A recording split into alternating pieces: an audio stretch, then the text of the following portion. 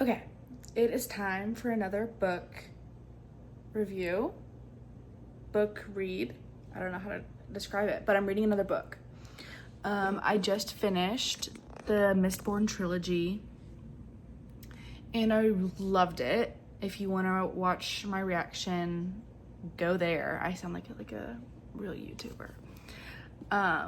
But after that, I kind of wanted to switch it up and do something a little different. I like to kind of hop between genres just to keep things interesting, and so that way it helps me like with my reading fatigue, just to kind of make sure I'm not reading like something similar over and over. So I am reading Modern Lovers by Emma Straub. I assume that's how you say her name. I originally thought this was like a romance because it kind of like the cover is kind of giving romance. But I guess when you look at it, like everyone's all separate, so that wouldn't make sense. But I read the back of it, and I think it's kind of about like people that have been friends for like 50 years and kind of just how like friendship changes over time.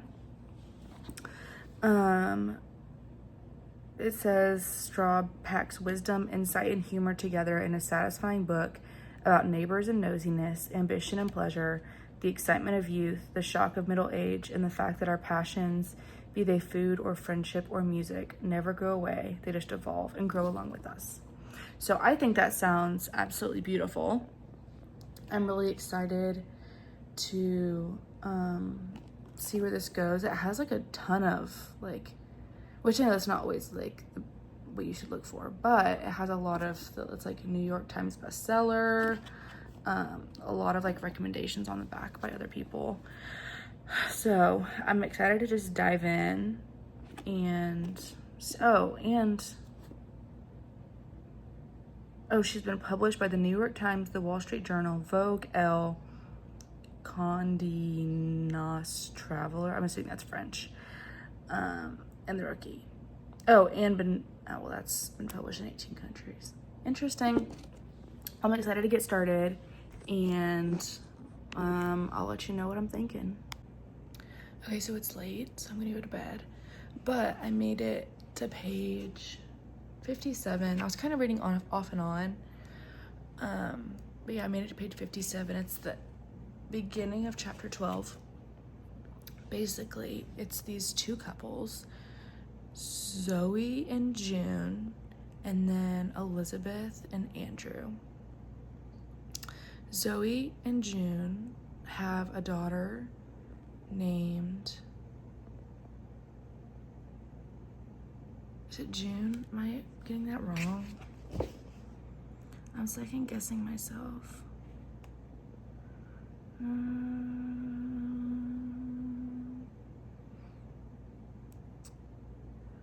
Jane. I forget, but they have a daughter named, is it a color? I forget what the daughter's name is. That's irrelevant. But they have a daughter. They are getting divorced. Very different personalities. So Zoe is more of the main character, but we're getting like, it alternates perspectives, so we're getting multiple perspectives. Zoe's more the main character, but I actually feel more bad for Jane because I feel like she's a little bit more like in the dark about the situation, where Zoe's been like, oh, the divorce is a long time coming kind of thing. For Elizabeth and Andrew, their relationship, it's fine. They have a daughter named Henry. I actually think the two kids of the two couples, I think that's gonna be a little tiny romance, but their relationship's fine. Like, I feel like the mom's kind of bored, and then the dad is just kind of like unaware that the mom's bored. So I'm curious when it goes back in time, because based on the back of the book, it said that it follows people from like college to present, but right now they're like 40s, I think, and then the kids are just graduating high school because they're taking their SAT, which, one of them's doing a gap year, but they're about like seniors in high school to like graduating age. So I'm very curious to see when we get them younger.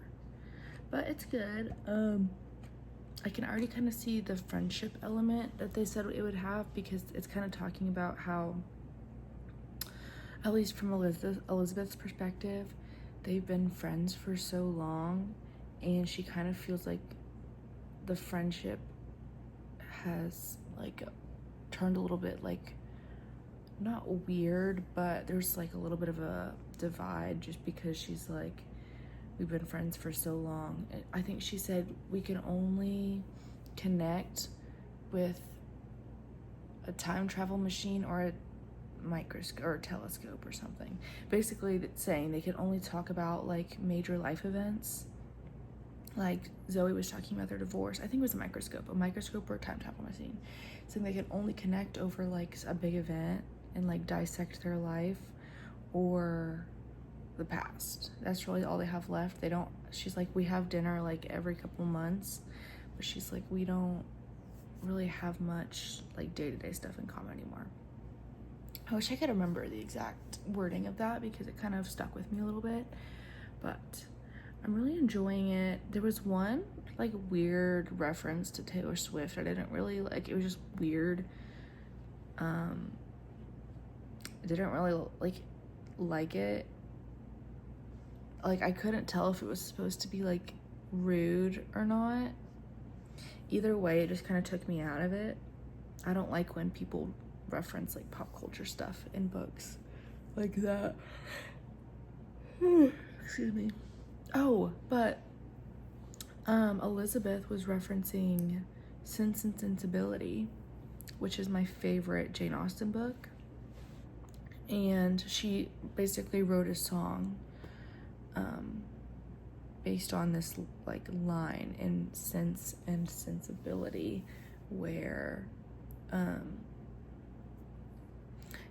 Eleanor says something. She's like, oh my gosh, I don't even want to try because I'm not going to get it right. But anyway, it has to do with Eleanor's love situation, and she says a line, and then Elizabeth writes her song based on the line. So I loved that reference because I loved that book and the movie. Anyway, I'm taking a little tangent, but I'm gonna go ahead and go to bed. I'm fine with 56 pages for now. I'll get back to it tomorrow. But I'm going to bed. I'm on day 2 of reading this book, and I'm only on page like 75. Yeah, 75 exactly. But I want to make a video because, sorry, my dishwasher is like really loud. But I wanted to make a video because Andrew, aka Elizabeth's husband, I feel like is joining a cult. Which is not the vibe that I got from this book at all. Like, oh, he's joining a cult. Like, everything's kind of like going wrong between the relationships, but joining a cult was like even farther from what I expected. Maybe not, but it's a place called Evolvement. It's a co-op, and everyone like lived there and worked there. It wasn't about ownership or hierarchy. It was about people and mindfulness. What? Sounds like a cult. It's led by this guy named Dave. Dave's kind of older. I think he has a beard. Sounds like a cult to me. But maybe because I just read Cultish, that's like fresh on the mind. And I'm thinking about cults too much now. But it kind of sounds cultish to me. Also, I kind of don't like Andrew at all, actually. He kind of sucks. So that song I mentioned earlier, that Elizabeth literally wrote all of it. So one of the other people in the band asked, hey, can I have the song to put out, because no one else was gonna like do anything with it. So they let her. Her name was Lydia. Lydia put out the song, and it was a mega hit. She, I think, overdosed and died when she was like 25, like young. And that kind of made the song even more like popular after that. But this company wants to put out a movie because it's like the 20th anniversary of her death. So they want to do this movie, and they're like, if we have the movie, we need the song, because that's like what she was known for. And Elizabeth's like all for it, and Andrew's like the one saying no, which they're also wanting the life rights, so like to be able to depict these people in the movie. I understand saying no to like your depiction being used in a movie. Like I would say yes, but like I understand saying no. He doesn't want to give them the song, which I'm like, dude, you didn't write it, your wife did. And he's like being really weird about it. And then whenever she said something, she was like, well, they'd be giving us money for, like, I want it to be enjoyed, and they're giving us money for it, and our son's going to college soon. Her husband's like, are you that cheap? What? Dude, the song isn't yours. You were just happened to be in a band, and your wife wrote this song that like became super popular, and he's being like really rude about it. I don't like him at all, especially for that comment, but also like, why does he think he has any say in that song when he didn't have anything to do? It's not like, oh, he contributed a few like lyrics here and there. No, he had nothing to do with it, which I understand why this only needs permission, because it's like a band song, but you're not the one that wrote it. Do you see what I'm saying? I don't like Andrew, and he's joining this cult, and I'm really hoping Elizabeth gets better, because at one point she was like, he was asleep. Side note, they live in New York, in Brooklyn, and it's like in the middle of summer, and it's like pretty hot. He refuses to get the AC out of the basement. I guess it's like a portable one, but he refuses to get out of the basement, so she's like can't sleep because she's like sweating so bad. So he's asleep. She just is like staring out the window, and she's watching people pass by and like imagining what life would be like if she hadn't married him so early. Like, not regretful, but kind of regretful. So I hope she gets better, because I don't know, him saying that was just so rude, and there was no reason to be like, are you that cheap? Like, dude, what? Your kid's going to college. You gotta pay for it. Well, you don't have to pay for it, but if you're going to, you gotta find somewhere to get the money. Like I said, these are very dysfunctional relationships, and I feel like that's the point. The two kids they're both in the same SAT class, and they're getting a lot closer. So I feel that's definitely gonna be a little relationship. I'm trying to think what else. It's good. I'm like kind of into it, kind of not. But I'm so early in it, I need to like get through it a little bit. I do like that it shifts perspectives like constantly. It kind of reminds me of The Bee Sting that I recently read and like recorded a video for. It reminds me of The Bee Sting a lot, just kind of how it's like, I mean, there's some plot, but it's mainly just like analyzing these relationships by switching perspectives, and like you see different stances on the same issue, and like it's interesting to see like it's the same marriage, but both of them have differing perspectives on it. Like Jane still is like convinced that they can work things out, and Zoe's been like, I'm surprised, like she's like, I thought we were gonna get divorced like 15 years ago. So that's just like really, it's kind of cool to see the different perspectives on that. Because I've read books obviously that are also like mainly about the characters and kind of studies on the relationship. Like I love Sally Rooney, and something she does really well is looks at like miscommunications and interpersonal like connections and stuff like that. But it's also, she also kind of like doesn't switch perspectives. You're only in this one person's mind, which is also cool because you're not getting like the answers to their like questions, if that makes sense. Like let's say you're looking at this marriage and they're like, why isn't this work, like what's happening, what are they thinking? You don't get the answer, so you're right there with them like confused. These are also cool because you get the answers. Does that make sense? They're both cool but like different. This is why I think it connects to like The Bee Sting, because it's kind of like a similar concept of everyone's different perspectives on life and relationships and stuff. I'm going way too into this, but That was just supposed to be a quick update, but I'll keep reading. So I'm on, I think I'm in the 20s. But, so they had another argument, Elizabeth and Andrew did, about whether or not to sign over the stuff for the movies. And he once again resorted to name calling and called her a narcissist because she said something where he was like being rude about the song again, and she's like, I'm the one who wrote the song and I want to do it. And he called her a narcissist for wanting to see it. He's like, oh, so you want to see it on the movie? You're a narcissist. So she signed his name for him. I'm like, at this point, you go, queen, because he sucks. He has, like, major anger issues. He stormed out on her after that. I can't do it with him. So, like, he is single-handedly ruining this book for me. I literally can't. If I have to read much more of his, like, crappy attitude, it's gonna be hard.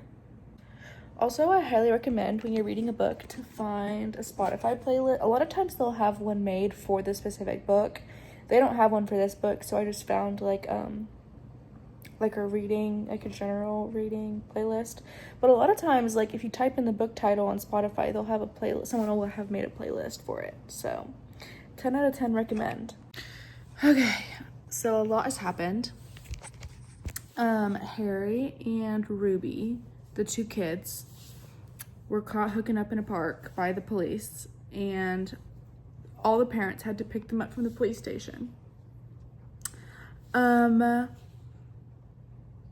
Andrew, like the awful person he is, was like, well, we know whose fault this is. This is Ruby's fault, because Harry has never been in trouble before, blaming the other kid. So then Elizabeth, like the wife of him, like looked to her friend Zoe and was like mouthed, like, I'm sorry. Like, because like, yeah, he shouldn't have been saying that. Well, then Jane goes psycho on Elizabeth and is like, what are you sorry about? Like, are you sorry that your son was like hooking up with my daughter, like going crazy on Elizabeth? And Elizabeth was like, I was saying sorry that he was blaming Ruby. Like, I don't like Jane now either. I hate Andrew and Jane. All I like are the best friends. That's all I like. And the kid. I'm not talking about the kids. I'm talking about other couples. Andrew's awful. Like, he sucks, dude. He sucks. He's awful. I hate him. Like, it's painful to have to read because I hate him so much. Trying to think. That's kind of it. Harry and Ruby aren't allowed to see each other anymore, but they still have the SAT class together, so it's not like they can, like, they're not supposed to sit next to each other, but, like, who's gonna be around to see it? So, a lot happened, and I'm sure some more stuff's gonna happen. We'll see. Harry literally proposed to Ruby. I don't even know what to say to that, because that's actually insane. He's an incoming senior in high school. Incoming. So he was a junior. We don't know her response yet. She didn't take it very well, like, in her head, but I don't know. I don't think we've gotten a response unless I accidentally skipped over it. We find out that the reason that Andrew didn't want to sign over the rights was because he used to hook up with the girl that the movie would be made about, so it would be included in the movie, and he didn't want Elizabeth to find out because he had never told, and because he was like, him and Elizabeth were dating when he was hooking up with this other girl, so he was cheating on her. I hate this guy, and I think she's gonna forgive him because there's not that much time left. And I think they're gonna get back together, but I really want them to be the one that gets a divorce. I mean, I know that Zoe and what's her name? Zoe and her wife are not gonna get divorced after all, but Oh wait, hold on. I've literally had just YouTube on and running this whole time and I didn't know because I had headphones on. But anyway, they're not gonna get divorced, but I wanted it to instead be Elizabeth and Andrew. I always say their names and then I always forget. Like, I'm so bad with names. I think his name's Andrew. I wanted them to get divorced, but I think she's gonna forgive him because we don't have much time left in the book. So we'll see. I'm on like the home stretch and then I'm done. I finished the book. She turned down the proposal, but she kept the ring. And then, so they went, oh my gosh, what's their name? Elizabeth and Andrew went to therapy, couples therapy. And she basically said, I don't know if I want to stay with him or get divorced, but things have got to change. And so we figure that they're going to work on stuff. At the end, it kind of gives like a little like fast forward. And oh, also the cult place got busted and Andrew no longer goes there. And they acknowledged that it was like a cult. So I wasn't crazy. But anyway, they did a little fast forward into time and she comes out with more music. She starts writing more and comes out with her own album. I think the album was called Modern Lovers, unless I just like picked up on that wrong. Which I always love when they drop the title into the title of the book into the, oh my gosh, I can't speak. The title of the book into the actual book.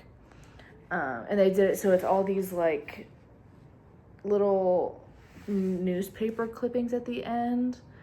So the movie does come out. It's like a review. Mistress of Myself goes da da da da da da. Brooklyn food thing, a wedding. I don't know who these people are unless I'm crazy. Sarah, daughter of Hannah and Eugene. Who's Hannah and Eugene?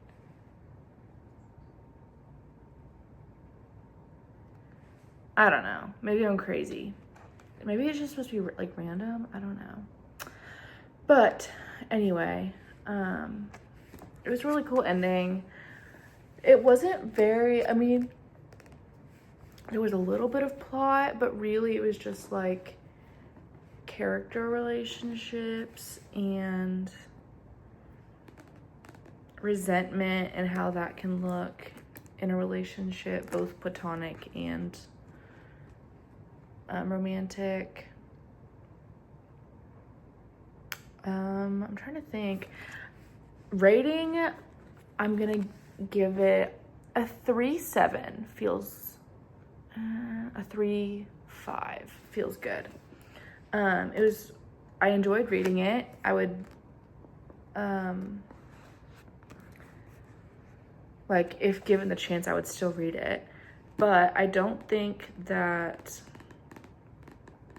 I will like be thinking, why can I not speak right now? I don't think that it'll like pop up in my head a lot. It won't be like on the brain. And then reading it, like I was kind of interested. I'd pick it up and read a little bit, then put it back down, pick it up, put it back down. I wasn't really thinking about it when I was away from it. But it wasn't like a battle to try to pick it up, if that makes sense. It just kind of existed for me. And yeah, I'm glad I read it. It's one less book on my TBR. Here with me, I think I have, well, let me look. I think I have 23 books now. 1, 2, 3, 4, 5, 6, 7, 8, 9, 10, 11, 12, 13, 14, 15, 16, 17, 18, 19, 20, 21. I have 21 books with me now in OKC, and I'm trying to get as many of those done before school starts as I can. So we'll see, but yeah, this is one less book that I have to read, and I'm excited to have the next one. I'm kind of thinking about doing Our Infinite Fates, maybe, or One Dark Window. I think those are the two that I'm trying to decide between, but you will find out very soon. Bye.